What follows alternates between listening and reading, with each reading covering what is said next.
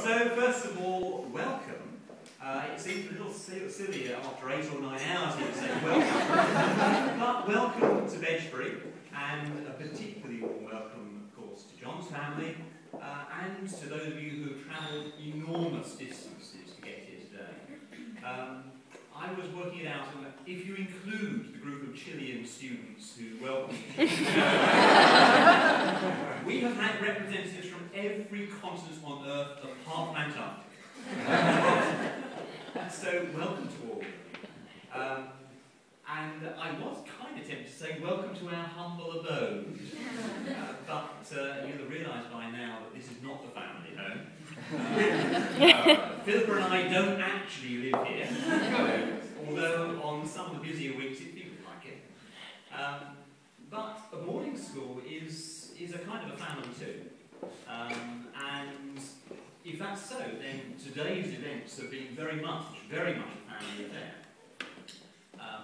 There are a lot of people who contributed to the reception today. You were brought here by the school bus company.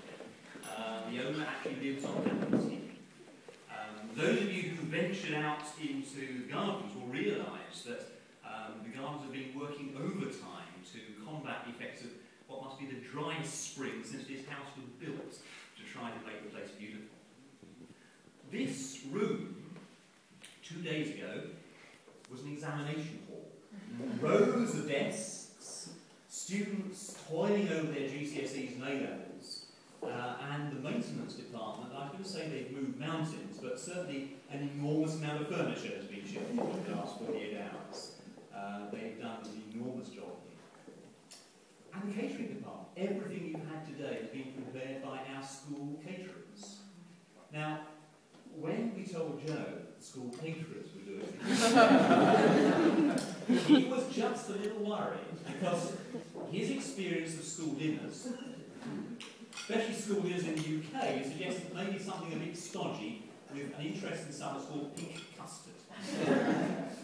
We had to check that Giles, my catering manager, had no knowledge at all of the recipe for pink custard before he agreed. But they've done a wonderful, wonderful job.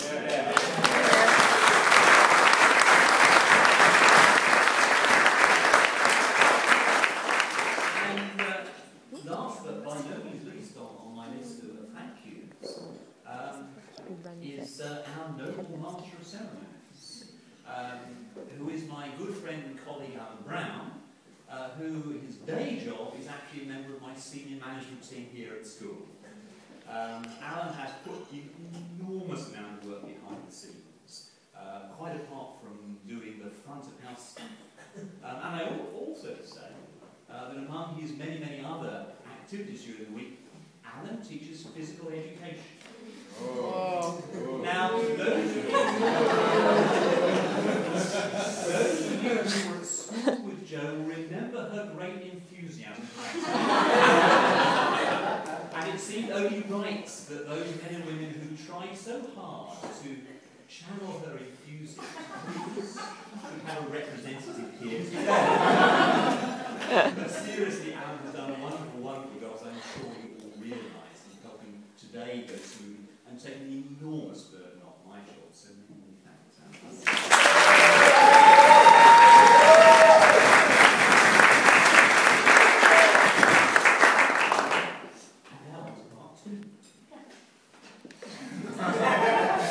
I would not be so unkind as to tell funny stories about Jo on her wit. Oh. Not till after coffee. And besides which, there may be others here who might be able to do that even better than I can. But Jo has always had, from a very young age, a talent for words. No surprise that that's how she earns her living these days. So I thought I'd like to share with you 2 or 3 of her more notable pronouncements over the years. And draw a picture of her in her own words. I don't remember what her very, very first word was, but one of her very earliest phrases was, "I can do it myself." I certainly remember that being addressed to me when she was probably 2 and a bit. I was trying to put her shoes on and she was trying to stop me. It would have been said through gritted teeth if at that tender age she had enough teeth to grit. But she has always had a very strong streak of independence. Turn the clock on 10 years or so, and the evening before her first day at senior school, at Jerusalem's. Now, parents, your child is going to a new school for the first time. What do? You sit them down and you tell them how they need to behave so that they can be a credit to you and not an embarrassment.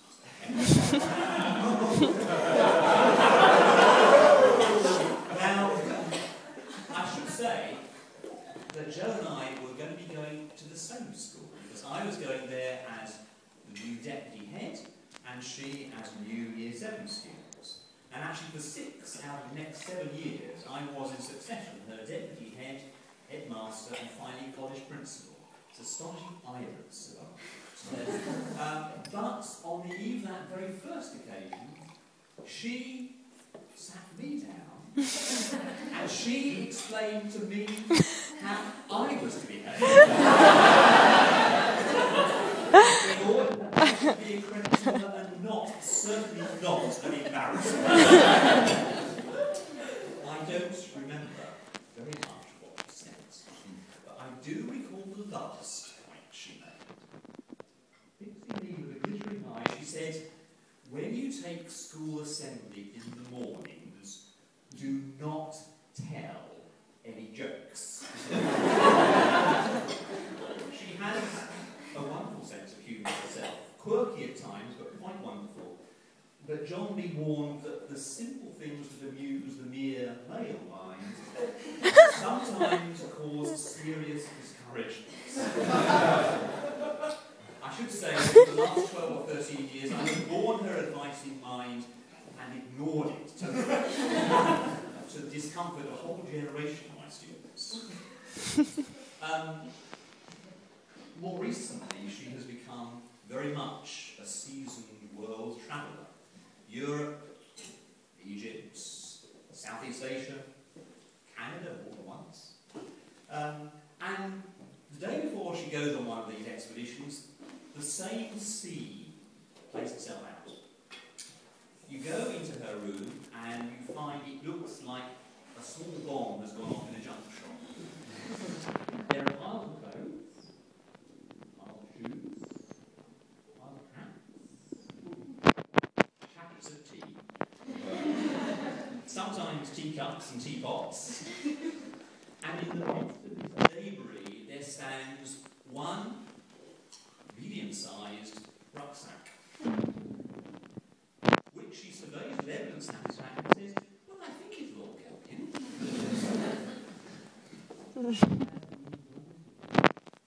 Enthusiasm and optimism. And let me say that her views on packing are not shared by her father.